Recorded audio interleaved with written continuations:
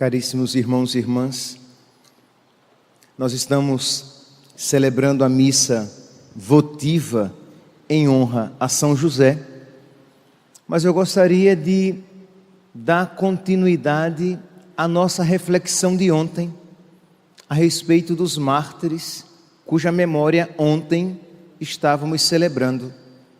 Porque quando Deus nos fala, nós precisamos aproveitar até a última gota daquilo que Ele nos transmite. Quando você, por exemplo, vai fazer a sua Lectio Divina, ou fazer a sua leitura espiritual, a Lectio Divina com a Sagrada Escritura, a leitura espiritual com Filoteia, de São Francisco de Sales, Imitação de Cristo, ou um outro livro de espiritualidade, e você lê um versículo, um trecho, e Deus lhe fala, você deve ruminar aquela palavra, aquilo que Deus lhe falou, até que tudo seja dito daquilo que Deus quis dizer. Então, se você precisar, no outro dia, retomar aquele mesmo versículo, aquela mesma passagem, e continuar rezando, e se isso durar uma semana, a sua oração de uma semana será sobre aquele versículo, aquele trecho que Deus lhe falou. Então, não tenham medo de retornar à mesma palavra e retomar e retirar o sumo de Deus. Pois bem, então, a partir, inspirado nisso, eu gostaria de retomar a memória, não a celebração, mas a homilia. Então, aqueles que não vieram ontem foi o dia dos mártires São Paulo Mick e seus companheiros. Nós estamos aqui no século XVI, nos anos, tudo começou no ano de 1582, vamos ver se hoje eu não me atrapalho com as datas, 1582.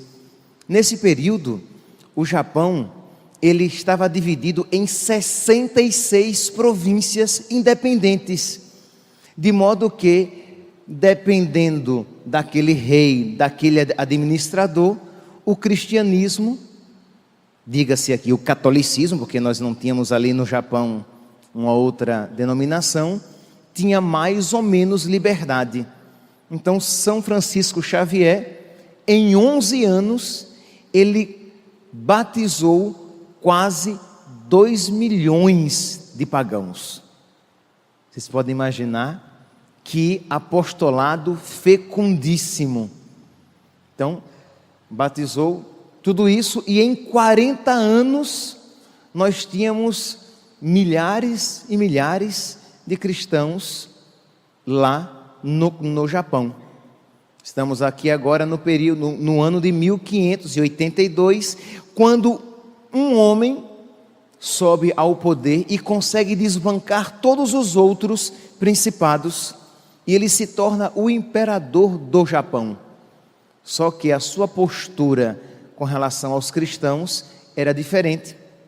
Ele começou a perseguir os cristãos, de um modo particular os jesuítas que evangelizavam o Japão. São Francisco Xavier era jesuíta, e ele começou a perseguir e deu 6 meses para que os jesuítas abandonassem o Japão.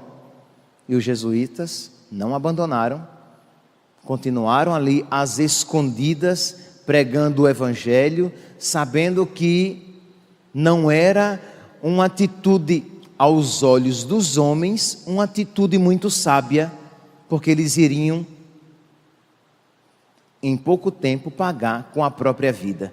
Mas continuaram a evangelização. Nesse meio tempo vieram missionários franciscanos que souberam que ali os católicos estavam sendo perseguidos, mas que ao mesmo tempo Deus estava abençoando largamente com a graça da conversão. Então vieram também uns franciscanos para evangelizar aquela área.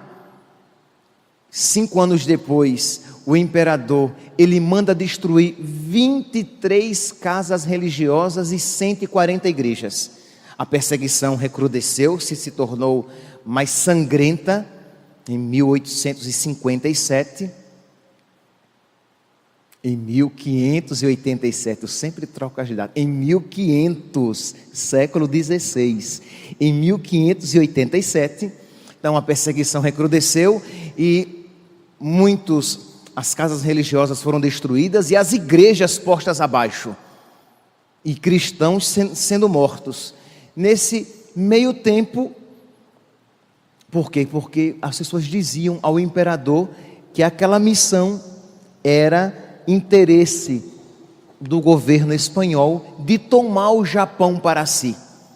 Então, tudo que vinha do Ocidente, de um modo particular da Espanha, era visto com reticências, com desconfiança. Até que o rei, o imperador, revoltado e se deixando levar por aquilo que os inimigos do catolicismo diziam, ele condenou à morte 24 cristãos, dentre eles padres, leigos e as 3 crianças que nós citamos ontem, Luís, Antônio e Tomás, um de 11, um de 13 e um de 14 anos. Muito bem, nós temos aqui as crianças, e aí eles saíram, sim, eu não quero me perder aqui da ordem, eles saíram então em peregrinação. Eles deveriam fazer um caminho de 1000 quilômetros durante o inverno, a pé e descalços. Ontem eu não tinha ressaltado esse detalhe terrível, na neve, 1000 quilômetros. E eu dizia aqui que eu estava pensando, houve um problema e não foi possível fazer o chamado caminho de Santiago de Compostela, e o caminho chamado caminho francês, ele é de 810 quilômetros, e você faz com botas especiais, que as botas são rasgadas, com a roupa especial para o frio e para a chuva. E esses cristãos foram sem nada, de modo que quando eles chegaram a Nagasaki, os seus pés eram carne viva. Eles fizeram, depois de alguns dias de caminhada, os seus pés eram carne viva, sangue, pedaços de carne que eram deixados no caminho, arrancados pelo gelo. Vocês sabem que o gelo queima, mas eles tinham que caminhar, e enquanto eles caminhavam, eles evangelizavam os seus algozes, falavam de Cristo e da necessidade que eles tinham de se converter. Não é que eles não apenas não odiavam aqueles que lhes faziam mal, mas eles estavam ali preocupados não em lhes diminuir a dor, mas em converter aqueles que estavam fazendo aquilo com eles. 2 cristãos, irmãos, Pedro e Francisco, os acompanhava para tentar ajudar com alguma coisa, e também queriam ter a graça de ser admitidos entre aqueles que estavam sendo presos e que seriam mortos. Meus irmãos, nós precisamos nos converter. Quando eu digo isso, nós precisamos primeiramente tomar consciência, isto é, eu ainda não sou cristão de fato. Salvo engano, essa frase, ela é de Santo Inácio de Antioquia, que quando estava sendo levado para ser lançado às feras, ele disse: eu agora estou começando a ser cristão. Isto é, quando ele ia perder a vida por Cristo, de uma maneira clara, ele disse: por favor, pelo amor de Deus, não me impeçam de viver. Isto é, morrer por Cristo é a verdadeira vida. Não me impeçam de viver. Não queiram que eu morra. Isto é, não queiram salvar a minha vida, que vai ser a morte. Porque agora eu estou começando a ser cristão. Quando nós nos deparamos com esses exemplos, nós começamos a ver o que significa de verdade ser cristão. Morrer por Cristo. Nós queremos, meus irmãos, se você olhar para o seu coração agora, você vai encontrar resquícios, traços, se não às vezes grandes presenças no seu coração de: eu quero servir a Cristo, mas desde que não me custe muito. Eu quero servir a Cristo desde que para isso eu não precise me sacrificar tanto. Eu quero seguir a Cristo, mas eu não quero pagar um alto preço. Não precisa de tudo isso, de todo este sacrifício. Já é um sacrifício muito grande acordar cedo e vir à missa todos os dias ou muitas vezes durante a semana. Já é um sacrifício muito grande rezar o terço, mas eu quero uma vida tranquila. Eu quero uma vida com saúde, eu quero uma vida familiar, eu quero poder pagar as minhas dívidas. E quando Deus isso não me concede, eu apresento a Ele a minha carteira, na qual eu copiei tudo aquilo que por Ele eu fiz. Olha, eu tenho fugido dos pecados mortais, Senhor. Olha, eu tenho procurado me converter e até fugido, lutado contra os pecados veniais. Olha, Senhor, eu ajudo os pobres. Olha, Senhor, eu devolvo o dízimo. O Senhor deve fazer alguma coisa, ora. Eu sou muito bom, eu sou muito boa. E o Senhor, cadê? Você se esqueceu, meus santos, que primeiro, que quem ama não fica copiando o que por Deus faz. E você se esqueceu que aquilo que Deus tem para dar a você ultrapassa em muito toda a santidade que você possa viver neste mundo. Nem o mais santo merece o céu. Imagine aqui São José, cuja memória agora celebramos, patrono de toda a igreja. Nosso pai José, ele não mereceu o céu com toda a virtude que ele viveu. São Padre Pio, com toda a sua vida sacrificada, ele não mereceu o céu. O céu foi graça para ele.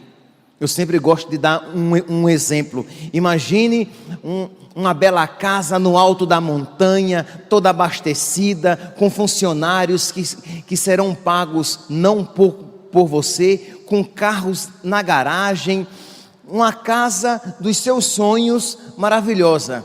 Muito bem, e aí você trabalha. Vamos aqui, eu trabalho para tentar comprar aquela casa e com muito sacrifício eu vou e consigo R$10.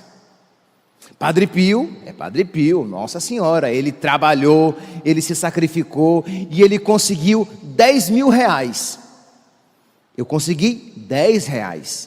Padre Pio conseguiu R$10.000, mas estamos de acordo que nem os meus R$10, nem os R$10.000 de Padre Pio comprarão aquela casa maravilhosa, no alto da montanha, com piscina, com empregados, com carros e abastecida dos melhores alimentos para sempre.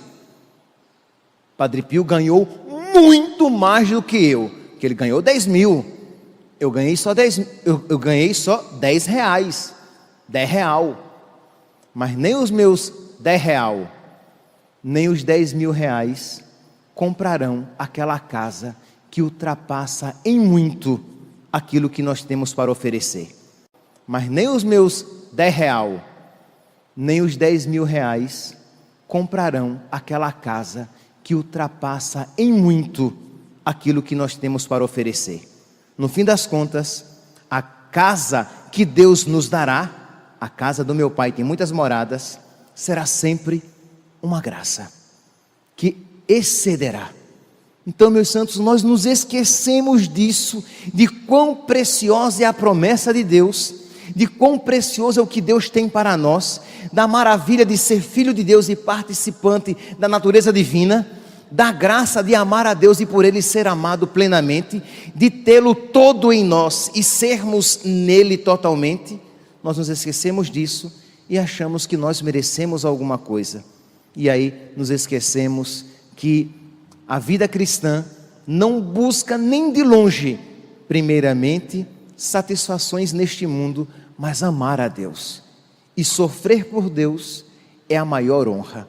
Então esses dois pediram para ser admitidos entre aqueles que seriam mortos, porque não há alegria maior do que morrer por Cristo. Foi isso que São Paulo Mique, quando estava crucificado, ele dizia àqueles que o maltratavam que ele estava, dizia ele aos carrascos: a única razão da minha morte é a de que ensinei a doutrina de Cristo. Agradeço a Deus por isso. Ele não só suportava aquela morte, eu agradeço a Deus pela graça de por ele morrer. Imagine, ele já tinha caminhado 30 dias, os seus pés com os nervos expostos, porque tinha perdido carne do pé, com as suas pernas queimadas pelo gelo. E ele diz: eu agradeço a Deus. Meus irmãos, se nós não rezarmos, nós não compreenderemos isso. Não queira compreender isso com a força da razão. Não queira compreender isso com o esforço da inteligência. Porque você vai olhar para as dificuldades da sua vida e vai dizer: nossa, eu já reclamo das minhas dificuldades, eu já me sinto tentado a jogar fora a minha cruz, quanto mais uma situação dessa. Eu já não estou aguentando as minhas tribulações, eu ainda vou pedir mais. Não tente compreender com a sua inteligência. Reze e diga: Senhor, o Senhor ensina a gente desde dentro. Me ensina, Senhor, a compreender este ensinamento da graça. Senhor, o Senhor nos torna capazes de compreender o impossível a nós e de ser aquilo que nós nunca conseguiríamos ser. Me ajuda, Senhor, me ilumina interiormente, converte este meu coração para que eu compreenda. E isso nós iremos pedir em toda oração nossa, mas por isso que eu tenho aqui intensificado na necessidade de fazermos a nossa ação de graças, porque depois que nós recebemos Jesus na Eucaristia, é o momento privilegiado de alcançarmos dele estas graças, porque estamos unidos a ele. Ele está ali, fisicamente vivo em nós.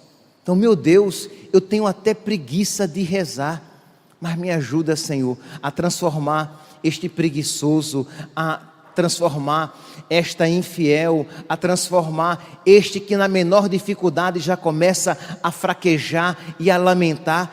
Me ajuda, Senhor, a me tornar um ardoroso apóstolo, uma ardorosa mulher por amor a Ti.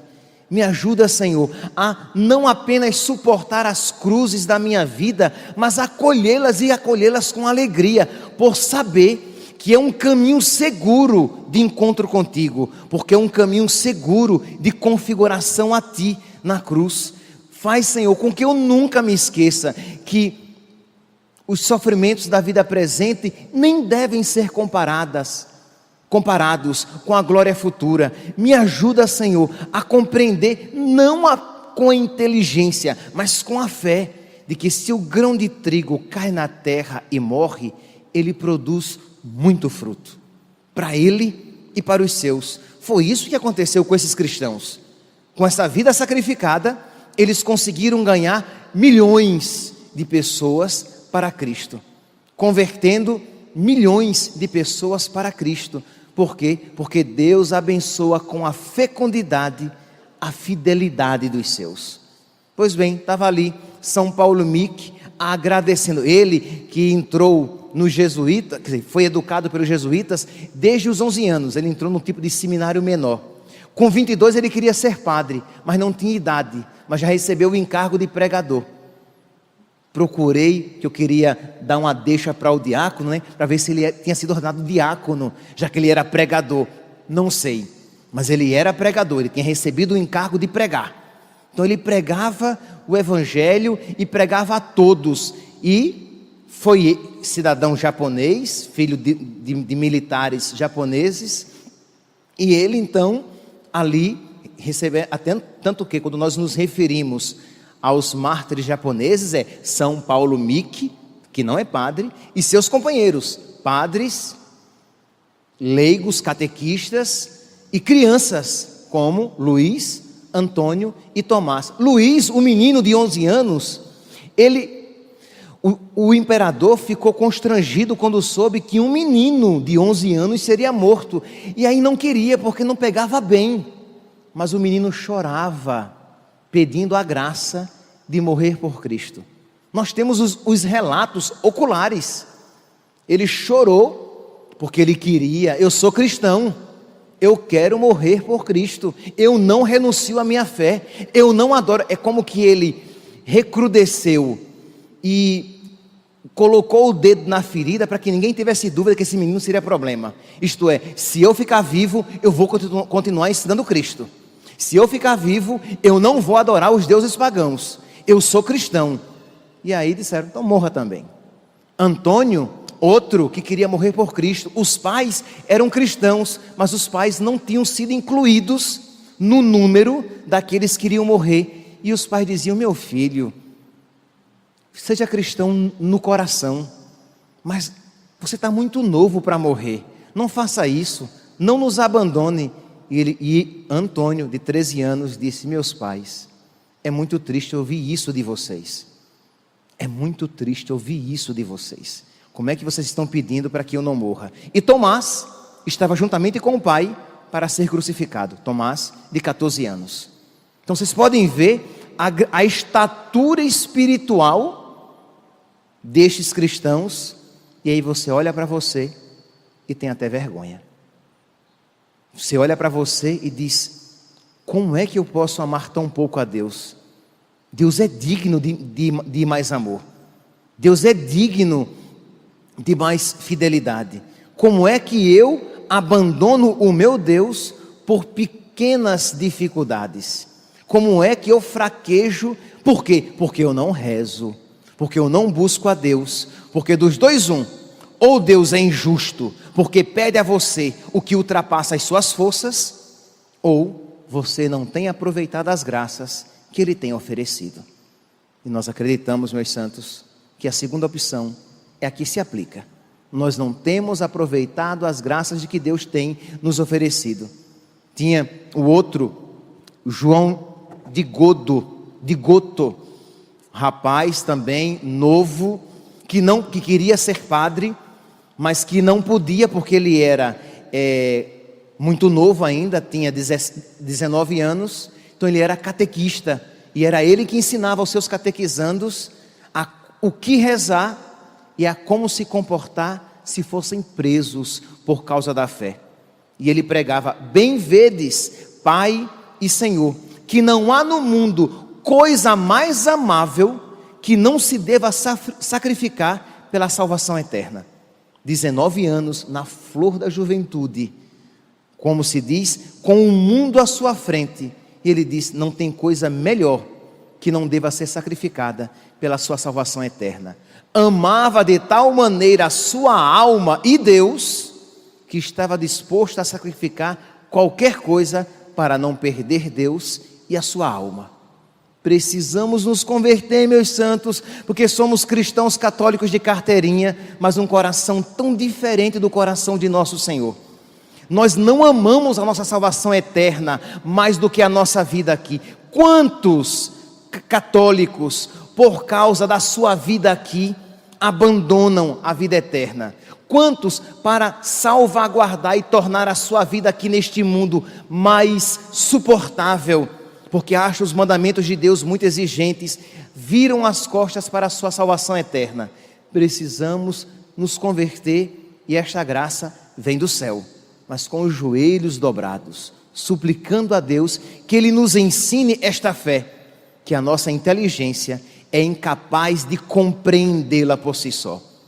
Luiz, já falei do menino que chorava, e por fim, senão vou me alongar demais, Matias era um cristão, só que queriam prender o Matias que morava na casa com os franciscanos, só que ele não estava na hora em que ocorreu a batida policial, e eles prenderam todos os franciscanos. Então Matias não estava. Quando o outro Matias soube que estavam procurando Matias, ele disse, eis aqui um Matias, e eu sou cristão e amigo dos padres. Eu sou cristão e amigo dos padres, pode prender. Prenderam então esse Matias. Pode me prender, que imagine que alegria eu poder, eis aqui um Matias, não sou o que procurais, mas sou também cristão e amigo dos padres. E foi preso, tendo a honra de morrer por Cristo. Meus irmãos, que estas palavras e estes exemplos suscitem no nosso coração um desejo mais ardente de amar a Deus e purifique a nossa ideia, às vezes tão contaminada, de um cristianismo, de um catolicismo light, que não pague um alto preço por amar nosso Senhor e abraçar Jesus Cristo. Louvado seja nosso Senhor Jesus Cristo.